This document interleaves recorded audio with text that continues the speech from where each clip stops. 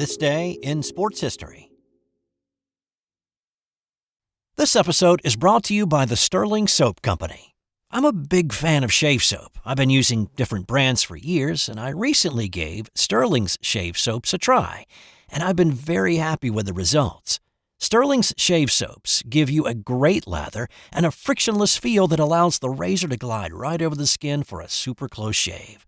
No skin irritation and a clean, refreshing feel with no soapy residue after. I can tell you without a doubt, it's simply the best shave I've ever had. And my wife has noticed too. And here's the thing. With the ability to purchase 1-ounce sample pucks, you can try out different scents to find the right one for you. Give Sterling Soap a try today. Visit sterlingsoap.com. That's STIRLING soap.com. It's February 17th, and on this day in 1998, the U.S. women's hockey team won Olympic gold.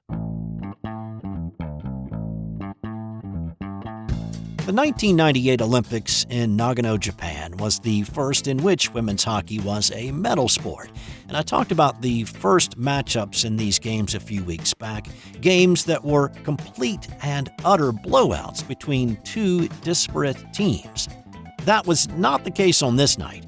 These were the two best women's hockey teams in the world, USA versus Canada, and these teams had played just 3 days before in a mostly meaningless game. No matter the outcome, these two would have still met on this night to play for the gold medal. But something important did come out of that game on the 14th. It all went back to a timeout called in the third period. The Canadians had just taken a 4-1 lead, and psychologically for the American women, it was an "oh no, here we go again" moment. We can't beat Canada. U.S. coach Ben Smith felt the tension in his players and knew that he needed to say something to release it. So Smith looked in the women's eyes during that timeout and he said, "If we win this game and you have $1, you get a bag of donuts." That simple phrase, nonsensical at that point, broke the team up and smiles bloomed on their faces. It was enough to give them the message that they're not giving out medals on this night. Go play for one goal and see what happens. And what happened in that game was a goal explosion for the U.S. Lori Baker scored 22 seconds after play resumed, and the women reeled off another 5 goals on the way to a 7-4 win on the 14th. And what that win did was prove that the Canadians were beatable. So on this night, in the gold medal game, the U.S. women played with a renewed confidence, and they got on the board first. Time, Gretchen Julian pulled it out of the pile. Sue Burns, Sandra White in the circle. Julian scores! Gretchen Julian makes it 1-0 Team USA. Julian's goal was assisted by Sandra White, who also handed out the assist on the second goal before scoring an empty netter in the third to give the U.S. women the 3-1 win and the gold medal. Let's keep the Olympic theme going, but wind the clock back another 30 years to what happened on this day in 1968, when Jean-Claude Killy won his third gold medal to sweep the alpine events, but it wasn't without a little bit of controversy. The Winter Olympic Games were in Grenoble, France, and the Frenchman Killy had wowed his home country fans with his dominating performance so far. He won gold in the downhill over his countryman Guy Perrelat by 0.08 of a second. He'd blown away the competition in the giant slalom, winning by more than 2 seconds. And on this day, it was the slalom, and weather was a factor for the racers, and it would have an impact on how things turned out in this one. A dense, pea soup-like fog rolled over the mountain, making it tough to navigate a tight 131-gate course. Well, after Killy's second run, he was sitting in first place with a time of 1 minute 39.75 seconds. Several racers followed, but none could match or beat his time. Austrian Karl Schranz was a racer who could catch him, and on his second run, things were going pretty well for Schranz until a fan wandered onto the racecourse and interfered with him. Schranz was allowed to go back to the top and retry his run, and when he got to the bottom, his time had put him a half second in front of Killy. But It was then brought to the attention of race officials that on his aborted run, Schrantz had missed a gate prior to the fan interference, disqualifying him. It took about 2 hours to sort it all out, but once it was, Jean-Claude Killy was declared the winner, and he'd won his third alpine gold of the Grenoble Olympics. On this day in 2003, pitcher Steve Bechler collapsed during a spring training workout with the Baltimore Orioles. The 23-year-old was rushed to a local Florida hospital with a temperature of 108 degrees. He died after suffering multiple organ failure and heat stroke. Prior to his collapse, Bechler had taken a diet pill that contained the herbal supplement ephedra. Ephedra is a stimulant that some athletes were taking during this era to increase energy and stamina, but it also was known to cause high blood pressure and heart failure. Bechler's death came shortly after the death of NFL player Corey Stringer, who had died of heat stroke. While Stringer didn't have ephedrine in his system, he was known to have used the supplement in the past.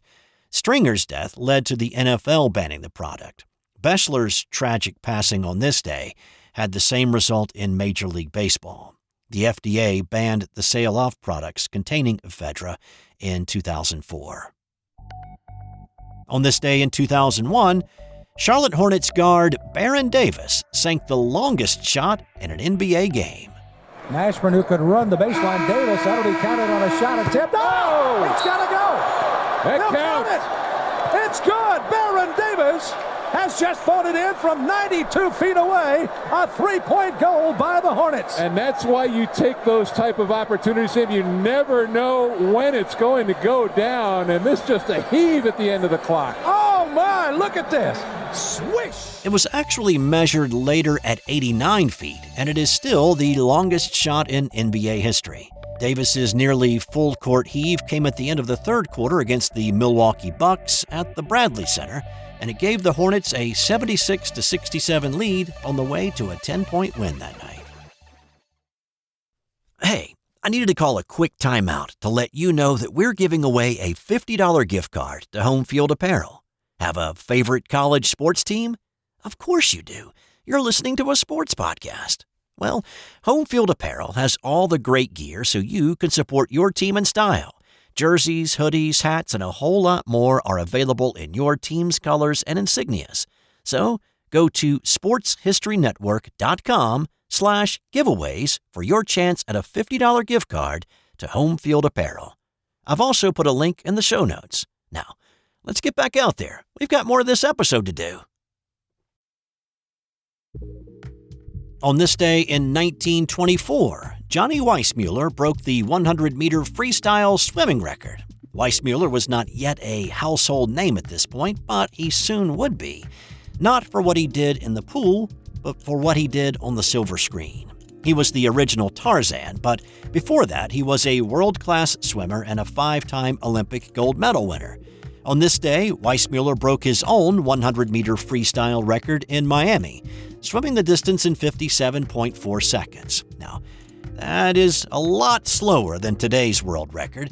The 100-meter world record now is better than 10 seconds faster than Weissmuller's time more than a century ago. But a lot has changed in that century since it happened. One, swimmers then were wearing full bodysuits and nothing like the Speedo laser suits that were controversial a few years back.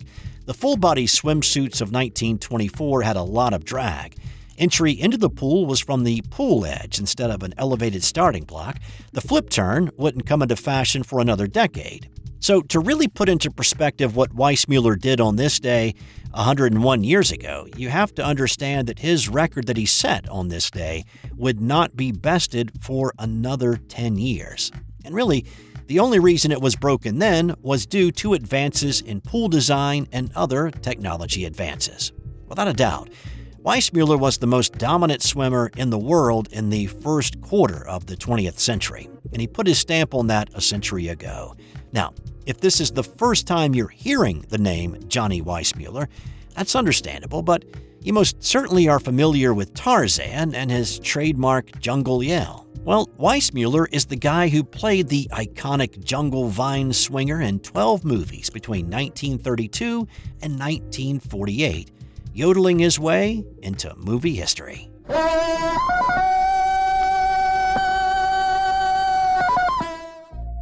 And time now for today's That's Got Nothing to Do with Sports fun fact.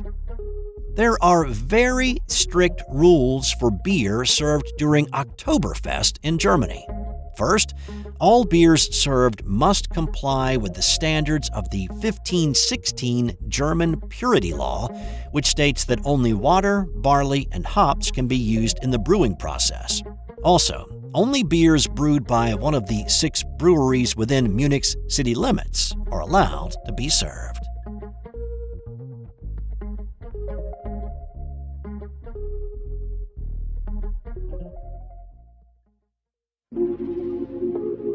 This has been an original Thrive Suite production.